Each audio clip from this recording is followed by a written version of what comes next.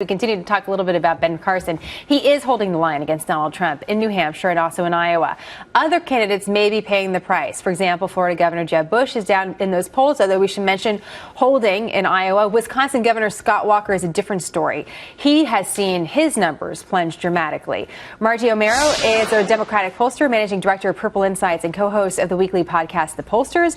And Ron Christie is former special assistant to President George W. Bush and deputy assistant to Vice President Dick Cheney. Great to have you both today as we talk a little bit about this Republican field. Ron, I'm curious what you have to say about Ben Carson. His spokesman today in an interview says that they have a similar songbook to Donald Trump, but are singing in a different key. They intend to stay positive this entire campaign. What do you think of that strategy?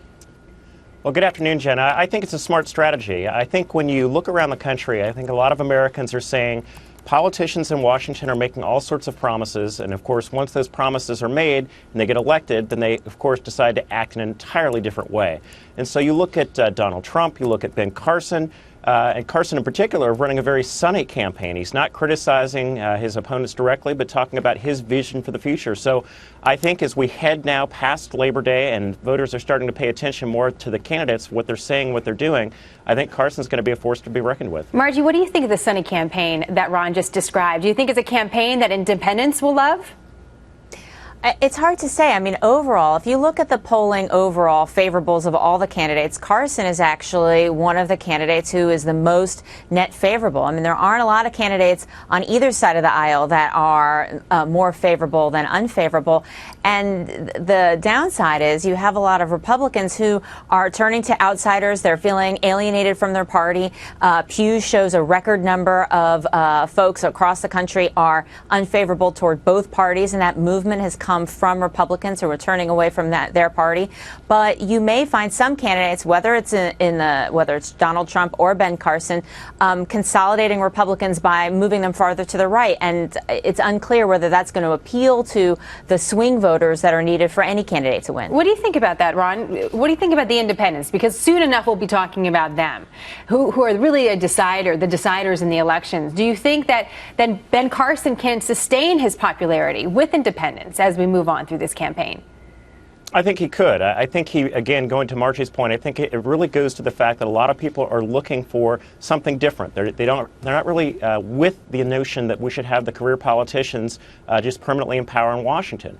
But at the same time, I think once voters start really paying attention to this race, Jenna, I think you're going to see someone like my former boss, Ohio Governor John Kasich, who's currently now in second place in New Hampshire, take hold. Someone who has a lot of experience, 18 years in the Congress, two-term governor. I think that's the sort of candidate that Republicans will coalesce around. I know you like Kasich.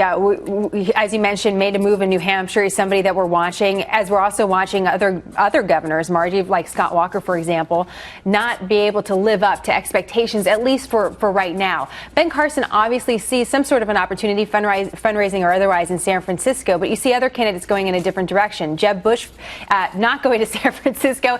He's actually going to be on Stephen Colbert's new show. You have Hillary Clinton doing something similar going on the Ellen show. So these are two very different strategies. What do you think is going to be the most effective? What do you think is going to actually pay off?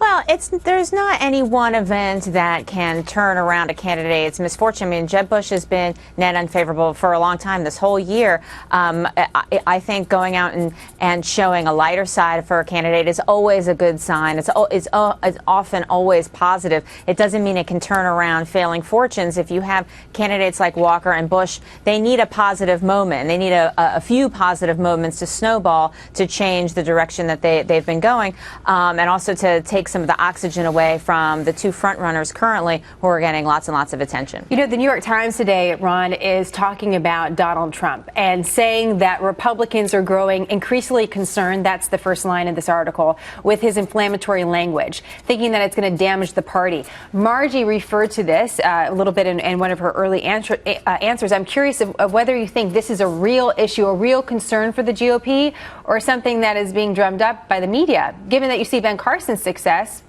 Is Donald Trump hurting the party, especially with minorities, which is what this article is alleging? Well, I think it's too early to say, Jenna. You look on one hand, there's polls that indicate that Donald Trump actually has 25% of support from the African-American community. But what I'm concerned about is his rhetoric, the language that he used last week that Governor Bush should speak in English since we're here in America, and this notion that somehow being bilingual is not a good thing.